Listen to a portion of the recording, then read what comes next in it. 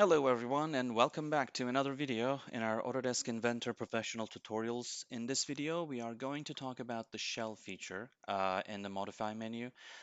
If you have been following the videos in this tutorial, if you subscribe to the channel, you will probably remember that we used the shell feature in our exercise videos. As you remember, we designed this 4-inch planter pot. We gave it this symmetrical look. And we use the shell feature to make this part hollow, remove the material from inside consistently, and remove this top space. So there's this opening on the top. And that's what really shell feature is used for, to hollow out a part. So let's design a simple 3D object and use the shell feature on it. And yeah, let's just use a 2-point center rectangle and let's make this a square, assign maybe 50 millimeters for the length, 50 millimeters for the height. Let's finish that sketch and extrude it by 50 millimeters as well. Now it's a cube. So now if I click on the shell feature in the modify menu, notice that there is the multiple selections you can make, but it's a very simple menu.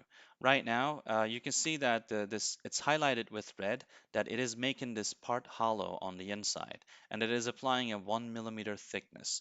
But realistically speaking, this cannot happen in real world, right? If you're going to get this part machined by a machine shop, you have to have an opening somewhere. You have to remove a face. That's why next to the remove faces, you have this red arrow.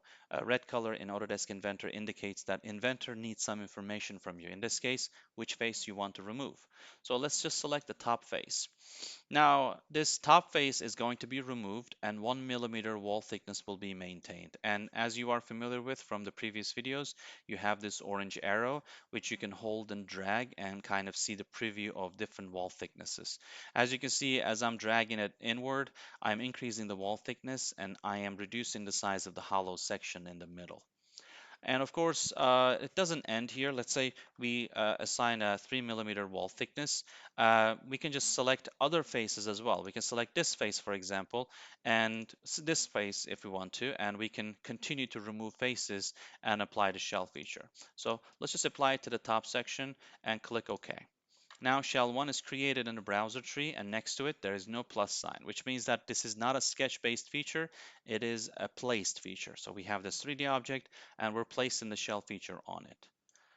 And of course, you might be asking yourself, like, why did we have to use shell feature? I mean, I can do the same thing with the extrusion. So I can delete this shell feature. I can select this face, for example, and project that geometry. And I can just draw a rectangle. I'm just going to use the offset feature and assign a 3 millimeter wall thickness, finish that sketch and extrude it and cut that material out. So in this case, I would just select 47 millimeters. So we have 3 millimeters of wall thickness on the bottom. And now we just designed the same part, right? So we didn't have to use the shell feature. Well, that is true for a part that looks like this because this part is a pretty consistent part, right? You know, the walls are all straight, the straight edges and faces. So you don't really, you have multiple ways to design this part. But what if you're dealing with a component like this? And this is the vase we designed in this tutorial when we were talking about the loft feature. As you can tell, this is not a consistent geometry. You have the different edges, you have multiple sketches that transition from one to another, and you have these round edges and corners, maybe splines were used, so it's not a consistent shape. And then so if we want to, hollow this part out, we cannot really use the extrude feature easily. So then shell feature becomes really easy and effective way to accomplish that task. So we can come here and as we selected the shell feature, it already made it hollow. We just select this top section. Now it is, it removes that top face and now it's hollow on the inside. Let's say we assign 2 millimeter wall thickness and click OK. Now our vase is created. Going back to this part, now let's delete this extrusion too and go into the shell feature and look at the other selections we have.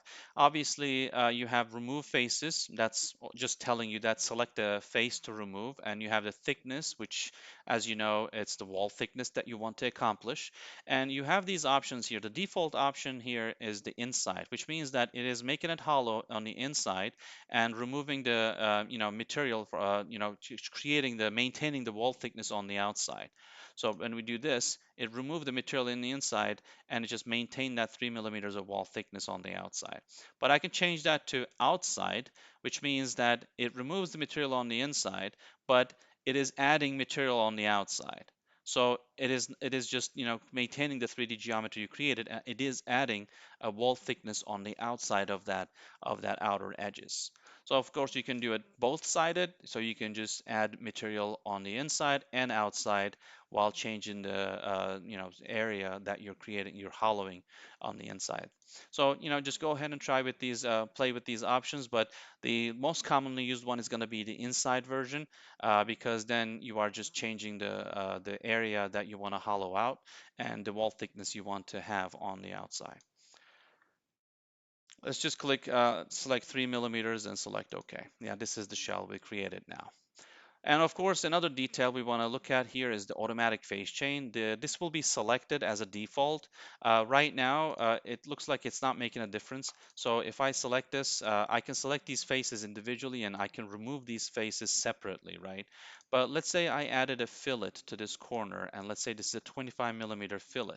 Now, if I select the shell feature, I can remove this face like I was able to do before, but now I can come here, and now because of this fillet, I can chain this face together. I can remove the top face and the side face and this round face together because the automatic face chain is selected.